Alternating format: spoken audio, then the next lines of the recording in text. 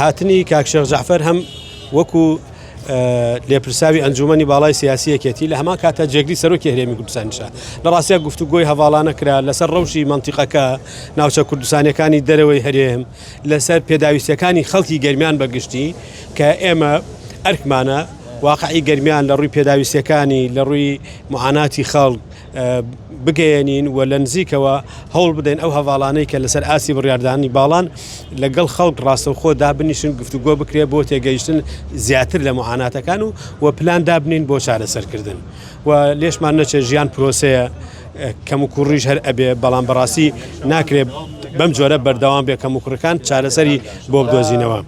گەرمیان زۆر جار باس ئەکرێت کە لە مێژوودا قوربانی زۆری داوە، ئازایەتی زۆری نواندووە، منتیقەی ئەنفالە، منتیقەی ڕوبەڕووبوونەوەی تعریب و تەرحیلە، بەڵام لە بەرامبەرە پاداشتی وەکو پێویست نەکراوە. خەڵکی گەرمیان بە تایبەتی بڕۆن سەیری گوندەکان کەن پڕمعاناترین گوندی کوردستانن و لە هەمان کاتە پڕقوربانی دەرترین خەڵکی گوندی کوردستانن. لە هیچ شوێنێک لە کوردستانە بەرگری نەما بێ بۆ ڕوبەڕووبوونەوەی ستەم و داگیرکاری لە گەرمیانە هەر هەبووە، هەر ڕوبەڕووبوونەوەی ستەم و داگیرکاری هەبووە. خەڵکی ئێمە ئیتر ئازایەتەکەی بەسە کە ئازایەتێ سەر و سەرچاو ئەمە مێژوومانە، بەڵام لە بەرامبەرە خەڵکی ئێمە پێویستی بە خزمەتی زیاترە. یەکێتی نیشتیمانی کوردستان مەسئولە لەم مەنتیقەیەوە، ئێمە مەسئولین لە ژیان و گوزەرانی خەڵک، ئەبێ هەوڵ بدەین دەنگەکان زیاتر بگاوە چۆکی ڕێخستنی زیاتری بۆ هەبێ بۆ ئەوەی بتوانێت نەتیجەی هەبێ. ئەمڕۆ گەرمیانی ئێمە گەرمیانی جیاوازە لە 20 ساڵ پێشێستا کۆمەلگای گەرمیان کۆمەلگایەکی گەشە کردووە، پێویستی بە عەقڵێکی تێکی گەورە و بەرفراوانی حکومڕانی هەیە.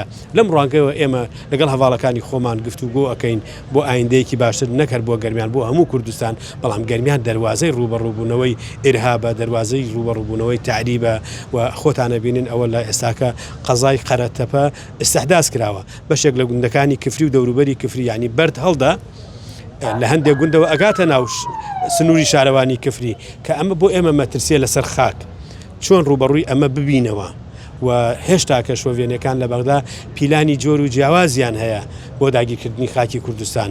ئێمە بە یەک ڕیزی ئەتوانی ئێوە بینیتان کاتێک ئێمە لە کوردستان یەک ڕیز بوون کاک باڤڵ توانی بە نوێنەرایەتی کوردستان بچێ ڕێکەوتنێک بکاوە ئەمە بێتە ئەساس بۆ هاتنی موچە لە کاتێکە حکوومەتی بەغدا ئەیویست ئێمە پەرد بین و نەگەین بە ڕێکەوتن بۆی تا ساڵی 2025 تەواو بێ موچە نەنێدرێ.